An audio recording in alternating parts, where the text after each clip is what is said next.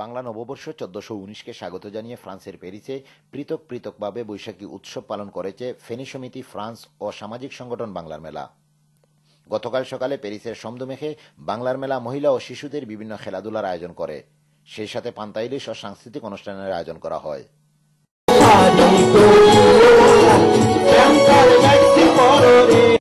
অপরদিকে ফেনী সমিতি বিকেলে বৈশাখী সাংস্কৃতিক অনুষ্ঠানের আয়োজন করে। প্যারিসের মেট্রো হাউসে প্রথমে বৈশাখীর উপর আলোচনা করেন কমিউনিটি ব্যক্তিত্ব হায়দার এম হুসাইন। ওয়াহিদ বায়ার তাহের, মুক্তিযোদ্ধা জামিরুল ইসলাম, অনুষ্ঠানের সমন্বয়কারী এম এ তাহেরের পরিচালনায় আগত অতিথিদেরকে শুভেচ্ছা জানান সংগঠনের সভাপতি ফিমুন রাজ। পরবর্তীতে স্পেন থেকে আগত কণ্ঠশিল্পী বিউটিশিল ইমতিয়াজ বাবু, প্যারিস বল রুমেল ও তাসিন কামিলের বৈশাখী গানে মুগ্ধ করে দর্শকদের।